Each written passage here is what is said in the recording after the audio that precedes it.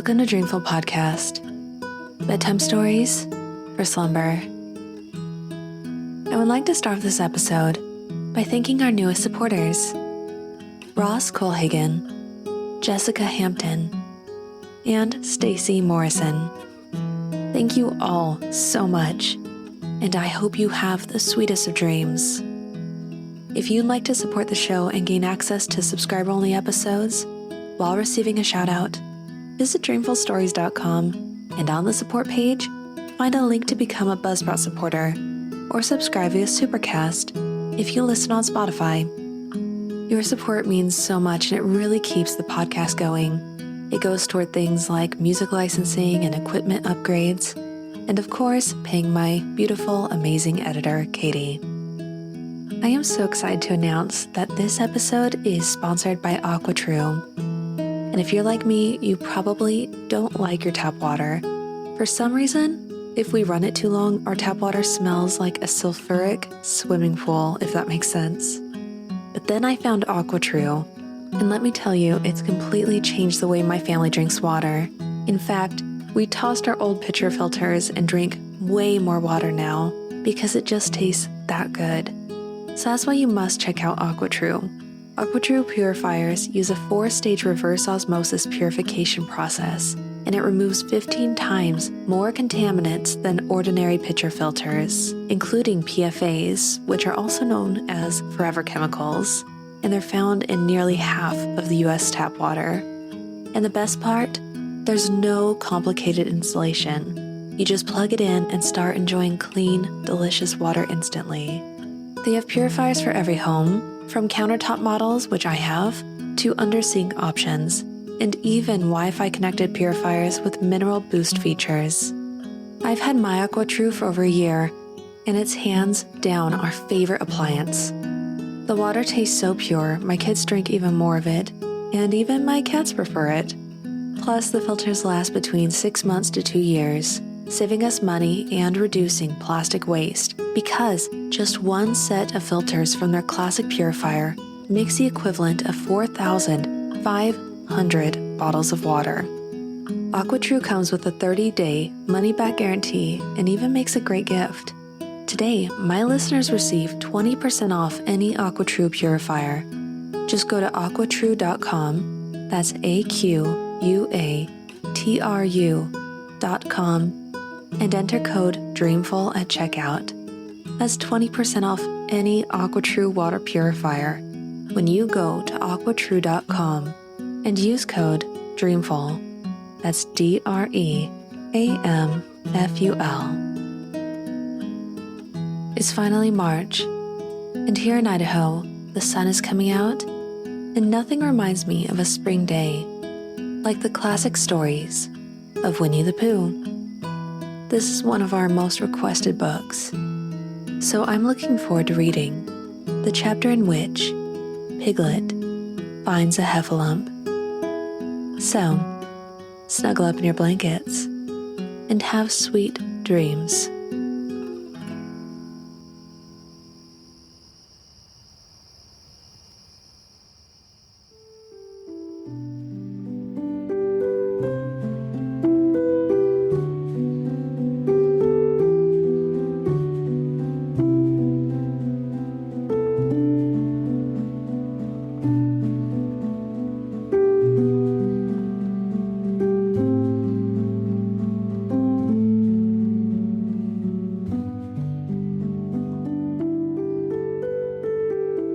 One day, when Christopher Robin and Winnie the Pooh and Piglet were all talking together, Christopher Robin finished the mouthful he was eating and said carelessly, "I saw Heffalump today, Piglet." "What was it doing?" asked Piglet. "Just lumping along," said Christopher Robin. "I don't think it saw me." "I saw one once," said Piglet. "At least, I think I did," he said. "Only, perhaps it wasn't." "So did I," said Pooh. wondering what a heffalump was like. "You don't often see them," said Christopher Robin carelessly. "Not now," said Piglet. "Not at this time of year," said Pooh. Then they all talked about something else, until it was time for Pooh and Piglet to go home together. At first, as they stumped along the path which edged the 100 Acre Wood, they didn't say much to each other. But when they came to the stream and had helped each other across the stepping stones and were able to walk side by side again over the heather, they began to talk in a friendly way about this and that. And Piglet said, "If you see what I mean, Pooh." And Pooh said, "It's just what I think myself, Piglet." And Piglet said, "But on the other hand, Pooh, we must remember." And Pooh said, "Quite true, Piglet, although I had forgotten it for the moment." And then, just as they came to the 6 pine trees, Pooh looked round to see that nobody else was listening, and said in a very solemn voice, "Piglet, I have decided something." "What have you decided, Pooh?" "I have decided to catch a heffalump." Pooh nodded his head several times as he said this, and waited for Piglet to say, "How?" or "Pooh, you couldn't," or something helpful of that sort. But Piglet said nothing. The fact was, Piglet was wishing that he had thought about it first. "I shall do it," said Pooh, after waiting a little longer, "by means of a trap. And it must be a cunning trap, so you will have to help me, Piglet." "Pooh," said Piglet, feeling quite happy again now, "I will." And then he said, "How shall we do it?" And Pooh said, "That's just it. How?" And then they sat down together to think it out. Pooh's first idea was that they should dig a very deep pit, and then the heffalump would come along and fall into the pit, and "Why?" said Piglet. "Why what?" said Pooh. "Why would he fall in?" Pooh rubbed his nose with his paw and said that the heffalump might be walking along, humming a little song and looking up at the sky, wondering if it would rain, and so he wouldn't see the very deep pit until he was halfway down, when it would be too late. Piglet said that this was a very good trap, but supposing it were raining already? Pooh rubbed his nose again and said that he hadn't thought of that.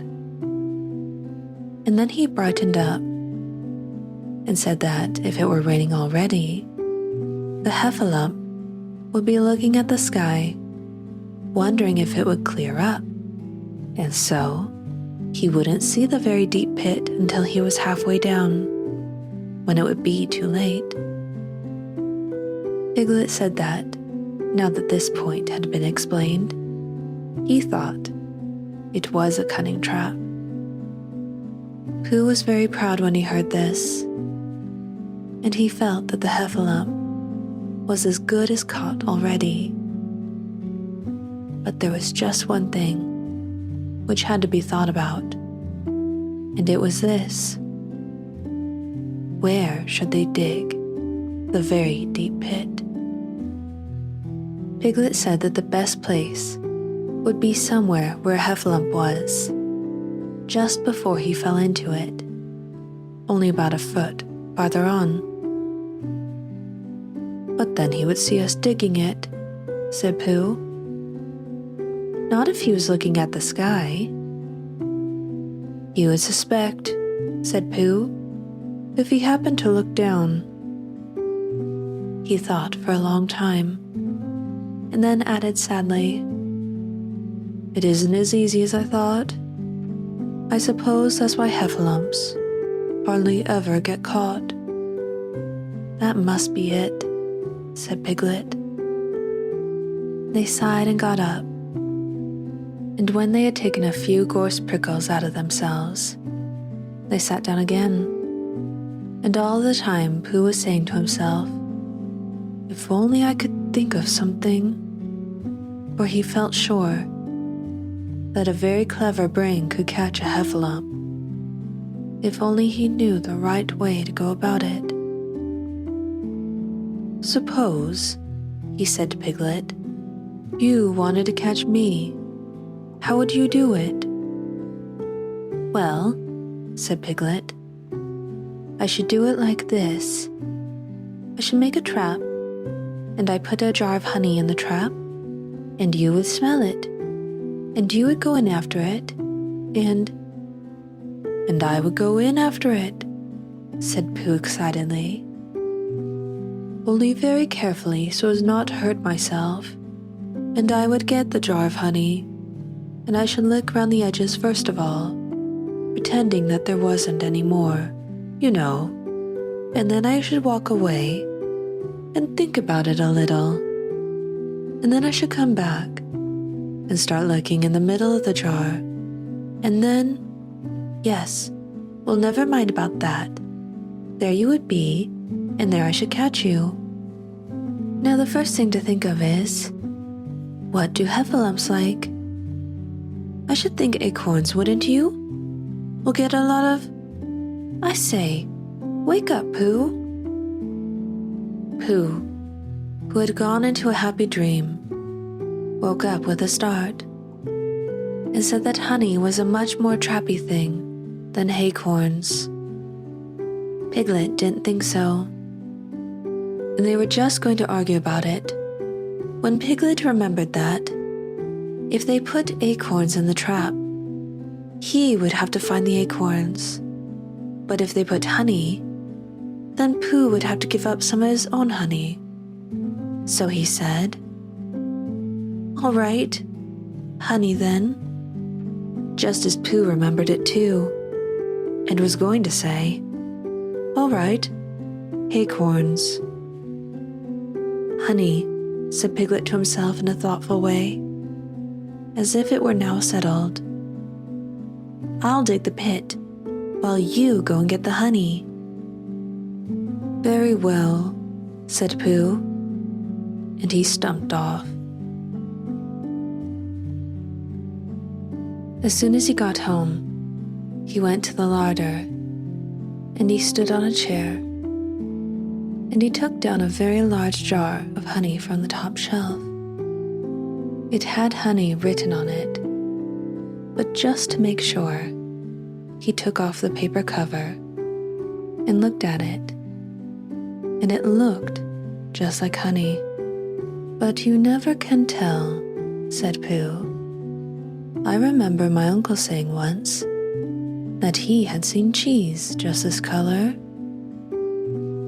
So he put his tongue in and took a large lick. Yes, he said, it is. No doubt about that. And honey, I should say, right down to the bottom of the jar. Unless, of course, he said, somebody put cheese in at the bottom just for a joke. Perhaps I'd better go a little further, just in case heffalumps don't like cheese, same as me. Ah, and he gave a deep sigh. I was right. It is honey right the way down. Having made certain of this, he took the jar back to Piglet, and Piglet looked up from the bottom of his very deep pit and said, Got it? And Pooh said, Yes, but it isn't quite a full jar. And he threw it down to Piglet. And Piglet said, No, it isn't. Is that all you've got left? And Pooh said, Yes, because it was. So Piglet put the jar at the bottom of the pit and climbed out, and they went off home together. Well, good night, Pooh, said Piglet when they had got to Pooh's house. And we meet at 6 o'clock tomorrow morning by the pine trees and see how many heffalumps we've got in our trap. 6 o'clock, Piglet. But have you got any string? No. Why do you want string? To lead them home with. Oh, I think heffalumps come if you whistle. Some do, and some don't. You never can tell with heffalumps. Well, good night. Good night. And off Piglet trotted to his house. Trespassers W, while Pooh made his preparations for bed.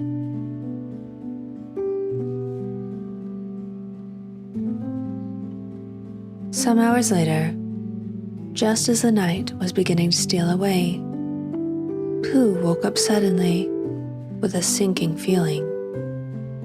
He had had that sinking feeling before, and he knew what it meant. He was hungry. So he went to the larder, and he stood on a chair and reached up to the top shelf and found nothing. That's funny, he thought. I know I had a jar of honey there, a full jar, full of honey right up to the top, and it had honey written on it, so that I should know it was honey. That's very funny. And then he began to wander up and down, wondering where it was, and murmuring a murmur to himself, like this. It's very funny, 'cause I know I had some honey, 'cause it had a label on, saying honey, a galoptious full-up pot too, and I don't know where it's got to. No, I don't know where it's gone. Well, it's funny. He had murmured this to himself 3 times in a singing sort of way, when suddenly he remembered. He had put it into the cunning trap to catch the heffalump. Bother, said Pooh. It all comes of trying to be kind to heffalumps. And he got back into bed. But he couldn't sleep. The more he tried to sleep, the more he couldn't. He tried counting sheep, which is sometimes a good way of getting to sleep. And as that was no good, he tried counting heffalumps, and that was worse, because every heffalump that he counted was making straight for a pot of Pooh's honey and eating it all. For some minutes, there he lay miserably, but when the 587th heffalump was licking its jaws and saying to itself, Very good honey this, I don't know when I've tasted better, Pooh could bear it no longer. He jumped out of bed, he ran out of the house, and he ran straight to the 6 pine trees. The sun was still in bed, but there was a lightness in the sky over the 100 Acre Wood, which seemed to show that it was waking up and would soon be kicking off the clothes. In the half-light, the pine trees looked cold and lonely, and the very deep pit seemed deeper than it was. In Pooh's jar of honey at the bottom was something mysterious, a shape and no more. But as he got nearer to it, his nose told him that it was indeed honey, and his tongue came out and began to polish up his mouth, ready for it. "Bother," said Pooh, as he got his nose inside the jar. "A heffalump has been eating it." And then he thought a little and said, "Oh no, I did. I forgot." Indeed, he had eaten most of it, but there was a little left at the very bottom of the jar, and he pushed his head right in and began to lick. By and by, Piglet woke up. As soon as he woke, he said to himself, "Oh." Then he said bravely, "Yes." And then, still more bravely, "Quite so." But he didn't feel very brave, for the word which was really jiggling about his brain was heffalumps. What was a heffalump like? Was it fierce? Did it come when you whistled? And how did it come? Was it fond of pigs at all? If it was fond of pigs, did it make any difference? What sort of pig? Supposing it was fierce with pigs, would it make any difference if the pig had a grandfather called Trespassers William? He didn't know the answer to any of these questions, and he was going to see his first heffalump in about an hour from now. Of course, Pooh would be with him, and it was much more friendly with two. But suppose heffalumps were very fierce with pigs and bears. Wouldn't it be better to pretend that he had a headache and couldn't go up to the 6 pine trees this morning? But then suppose that it was a very fine day, and there was no heffalump in the trap. Here he would be, in bed all the morning, simply wasting his time for nothing. What should he do? And then he had a clever idea. He would go up very quietly to the 6 pine trees now, peep very cautiously into the trap, and see if there was a heffalump there. And if there was, he would go back to bed. And if there wasn't, he wouldn't. So off he went. At first, he thought that there wouldn't be a heffalump in the trap, and then he thought that there would. And as he got nearer, he was sure that there would, because he could hear it heffalumping about like anything. "Oh dear, oh dear, oh dear," said Piglet to himself, and he wanted to run away. But somehow, having got so near, he felt that he must see what a heffalump was like. So he crept to the side of the trap and looked in. And all the time, Winnie the Pooh had been trying to get the honey jar off his head. The more he shook it, the more tightly it stuck. "Bother," he said inside the jar. "And oh help." And mostly, "Ow!" And he tried bumping it against things. But as he couldn't see what he was bumping it against, it didn't help him. And he tried to climb out of the trap, but as he could see nothing but jar, and not much of that, he couldn't find his way. So at last, he lifted up his head, jar and all, and made a loud roaring noise of sadness and despair. And it was at that moment that Piglet looked down. "Help! Help!" cried Piglet. "A heffalump! A horrible heffalump!" And he scampered off as hard as he could, still crying out, "Help! Help! A horrible horfalump! Off! Off! A hellable horrorlump! All! A huffable hellarump!" And he didn't stop crying and scampering until he got to Christopher Robin's house. "Whatever's the matter, Piglet?" said Christopher Robin, who was just getting up. "Eff," said Piglet, breathing so hard that he could hardly speak. A heffalump." "Where?"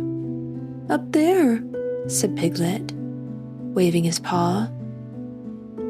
"What did it look like?" Like it had the biggest head you ever saw, Christopher Robin. A great, enormous thing, like nothing. A huge big, well, like I don't know, like an enormous big nothing, like a jar."